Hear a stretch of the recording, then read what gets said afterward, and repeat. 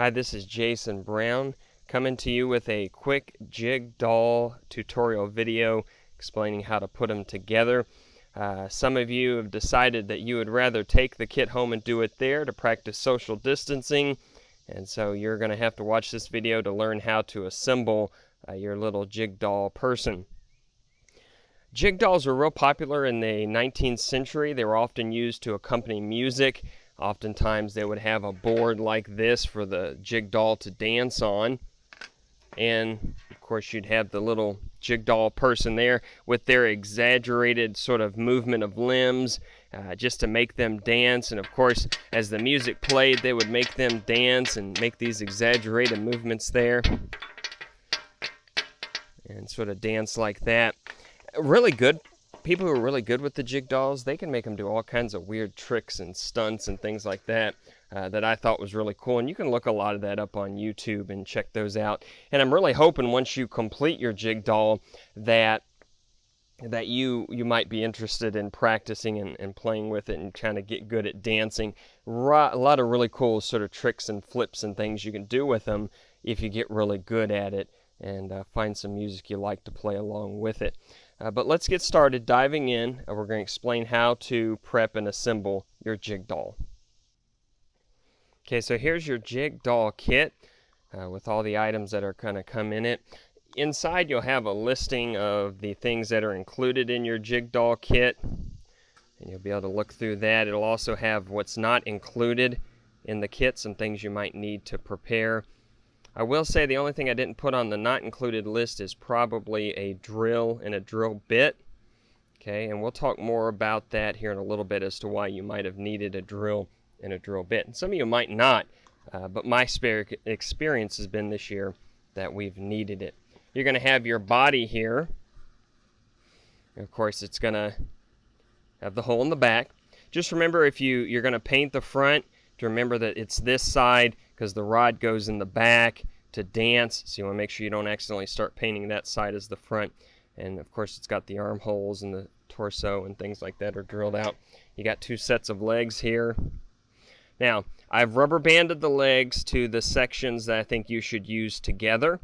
Okay, this is my first year actually doing this project, and so I've had to learn and do a couple of learning curve lessons myself and learn some things about making these. And so there are little imperfections in them that won't keep you from doing the project, but it did require me to say, okay, this leg is going to line up and swing better with this one, and then of course this one with this one, simply because there are little imperfections there that I'm sure by next year I will have learned those lessons and won't have to deal with. But if you'll just sort of try to remember that those go together, going to help you sort of make the leg swing better. You also have arms here. Of course, the little wooden pins. We'll show you what to do with those here in a little bit. And you've got the little dowel rods. That's what we'll use to attach the legs together and then attach the legs to the torso. And of course, you've got the rod that's going to fit in the back and help the jig doll dance. Got some sandpaper there. Now I've sanded these down and they're really smooth, look really good in the sense of good sanding and all that. But you may still find an imperfection on there, like a burr or some rough spots. Take the sandpaper and sand that out. Shouldn't be a big deal at all. But this is what your kit is going to look like. Okay, let's talk about preparation. Now, you can prepare these as far as painting or making it a little person as much as you want. There are jig dolls that are simply, they were just put together with a natural wood oil on them, and that's all they were. You know, sometimes people were able to paint them in the 19th century, and they did. Some people, they didn't just paint them, but they could put clothing on them and be able to show them with clothing. And so there's a lot of things you could do. You could potentially decide you want to paint a little bit and then maybe go to a Hobby Lobby or a place like that where you can find material to make a dress or pants or other things like that that you may put on them that'll add accents and really make it sort of stand out and pop. And so that stuff, as far as preparing, you know, whether you want to paint with acrylic, and maybe go buy some material to make clothing, or whether you want to just put a natural wood oil finish on it or stain it, all that stuff is up to you. So I'm not going to send any of that with you with your kit, because that's a very personal decision. I think that's something that you and your parents can figure out. Go to Hobby Lobby, buy the materials you need, and then start working from there. So as far as painting and getting it all together, that is completely on you. Now I will say, as far as painting and things like that, just make sure that you paint in those areas, you know, and paint in the joints so no one can see that kind of stuff. I'll also say, when you paint, is to make sure that we try not to accidentally get paint in the holes, if at all possible, because that makes it hard to run the dowel rod through later to be able to get that through to attach the leg. And that's one of the reasons I mentioned needing a drill and a drill bit. And so just try to make sure you don't do that. I would also say, take your time if you're painting or whatever you're doing. Sometimes less is more in the sense of putting coats on. Take your time and put on a couple of different coats and layers and work at it slowly. Don't just try to slap something down and then go and put it all on at once. Also, make sure you work on things like the big things first. I have students all the time, they'll look at the face and they'll say, well, I need to do eyes and noses and mouths first. And it's like, well, no, you actually need to do flesh tones, hair, and those things, and then put those other items on top of them. And so just know what the first steps are. Also, maximize your time and efficiency. So as an example, maybe you paint a shirt and pants on the body here. Well, place that person off to the side and start working on your legs or your arms, or however you'd like to do that, and try to maximize that time so that you're not just painting the body and you kind of just sit there and wait. You can be working on other parts of the jig doll. Now, real quick sort of addition to what I said about your kit there just a second ago, you will receive a paddle for your jig doll to dance on. This is mine. I didn't get out what yours looks like, but it's just going to look like plain wood, cut out the same size. And you can paint it if you want. Like, mine's a little Union soldier from the Civil War, so I painted it to look like grass, because marching oftentimes took place on grass or in fields, and so I painted mine green. But that will be something that's in your kit as well, is a paddle for them to dance on. Okay, so we're going to flash forward. We're going to assume that you've painted or in some way decorated your jig doll. It looks wonderful. You're really proud of your artistic work. Let's assemble the jig doll. So we can start with the legs, and assuming that you're able to keep the leg parts together, okay, we'll say that these two pieces are going to go together, and you're going to take your rod. The first thing we'll do is you're going to try to press it through the hole there, okay, and kind of get it set where it's ready to push through. Now, mine pushed through real easy, okay? Here's the issue that I've been having, and the thing that I'll mention about the about why I said you might need a drill.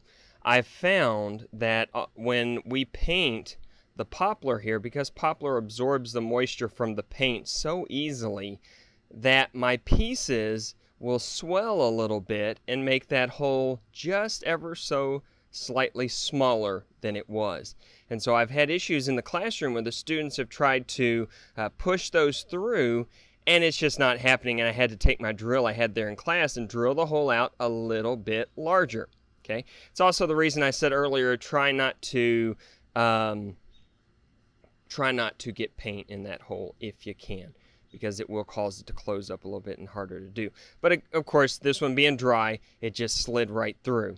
So you're just going to take your leg and line it up, and you're going to push it right through all the way to the edge. Now you want it on this side to be flush. That means just right up on that edge there of that side, like that, okay? And then what we're going to do is we're going to take our masking tape here, and we're going to have to cut that off. But I need to tape that down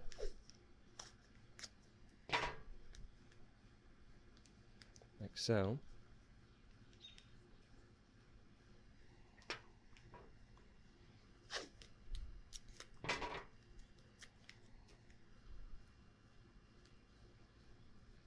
Cover all areas like that, okay? Now one thing I forgot to mention, when you're pushing the dowel through on this side, if you're pushing through to this side, on this side as it's pushing through, dab a little bit of wood glue right there, twist, and then push it through, and that'll put a little wood glue on there, and that will help to keep it strong, because you know, maybe you're that person where the wood doesn't swell and it maybe isn't as holding tight, it isn't holding as tight as you would like it to, and therefore because of that you want to maybe dab a little glue. Also, when you're pushing it through, if it's tight, the best way to do is to twist as you're pushing it through.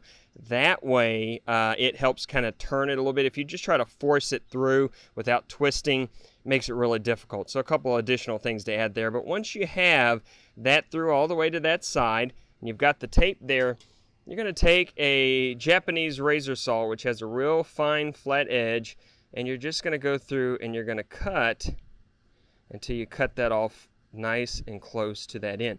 You may not have a Japanese razor saw. If you do not, you can pick those up at Hobby Lobby and other places. You can use other things that cut pretty close, like a Dremel tool. You've got those for cutting. Just be careful, because you don't want to scar the wood and the nice artwork that you did. Once you've got that cut off flush right there at the end, take your sandpaper and you're going to sand over top where you cut, just to smooth that out, so that the leg, you notice here, right there, nice and close, and on that side as well, okay? And then that'll be the first leg. You're going to do that with both legs, okay? And make that happen. Now it's time to attach the legs to the body. Now, we'll use our imagination and say that you've got a leg piece right here. It's already attached, okay? And the process for attaching the legs to the torso are pretty much the same. You're going to start pushing that and twisting that through. As you get to that point where it's about to go through, dab a little bit of wood glue there and keep turning, okay? You're going to line that up. Again, if it's hard to push it through, you might need to take a drill and drill it out a little bit deeper. Now, when you come through to this side with the dowel, you're not going to push it all the way through. I realize a lot of people might say, well, why can't the rod go all the way through? Well, I just couldn't make that happen with the equipment I had. So you're only going to push about halfway through this center piece here, and you'll need some room for the other one to push through. So you're going to push that through. You're going to tape it exactly like we did with this piece, so that you can take the saw and cut that off, and of course sand it down, remove the tape, and go through that process, okay? You'll do that for the other side as well, obviously, to attach the leg. Okay, so here we go. We're going to put the arm through and put that pin in. Obviously, again, you want to make sure that you put the arms facing this way, because that's the back, obviously. It's not too hard to assemble the arms. And again, if that hole is small or you've had issues with it, again, a drill or something like that to help drill that out if it's swollen and closed a little bit smaller. But you're going to push that all the way in. Now, I'm not going to push it all the way in because I won't be able to get it out. But you have to find that balance between the pin being in, but the arm being really wobbly. So, because you want the arms to be flopping and as exaggerated as the legs. If you look at my guy here, the pin's in. There's a little bit of space there, but it's not a lot. It's just enough that those arms can swing crazy like, just like the legs will. And so, you have that there. So yeah, you want to make sure you press those in. And before you press those in, you can, on the end of the pin, dab a little bit of wood glue. That might help it stay in. If you need to, you can kind of press on that a little bit. I wouldn't recommend using like a hammer or anything to drive that home. One thing is you don't have the control, and you might drive it too far and then the arm doesn't want to move. But also the heads there, they're a bit sensitive or fragile. If you hit them too hard, I've had a couple crack, and that's why you have actually 3 pins in your bag there instead of 2, because you might crack one accidentally. You need to pull it and try again with another, okay? And so that is how you'll assemble that part. The last step obviously is going to be to put the rod in the back. Again, still having that same scenario there. If the hole's a bit too small, you can open that up a little bit. Another thing you can do with the rods too, if it helps, if drilling it out isn't necessary, is you can kind of sand the end of these with your sandpaper, and it might just take thousandths of it may take like a millimeter or a centimeter off enough that it would go ahead and push through and not have to use the drill to open the hole wider. So there's a couple of options there if it's not wanting to go through properly, but you'll put that on there, and that will pretty much be it as far as putting it together and preparing. I will say I used some Mod Podge, some clear acrylic sealer on it, on mine, as you can see. That just helps protect it. In this humid weather we've had, it will take a long time for your jig doll to cure if you decide to put some kind of acrylic sealer on it. And so just be patient with that part of it, just understanding that in the humidity we've been having, it's going to take a long time for it to sort of cure and settle in and be able to be ready for use, I guess. So hopefully that helps you out. If you have any questions, definitely call me, 859-586-6101. Again, my name is Jason Brown, 4-H program assistant. I would love to hear from you. I would love for you to send me pictures of some of your final products too. I had one student do that, but because we're practicing social distancing and some of you are working at home, we don't get to see what you do, and I love seeing the final products you all produce, because that's exciting, because I know you're great. I know you can put together some really wonderful projects, and sadly this year we're not getting to see that and enjoy and celebrate the product you've created. So send me some pictures so I can kind of get an idea of how things turned out. Otherwise, hope everybody has a great rest of the summer, and hope to see you soon.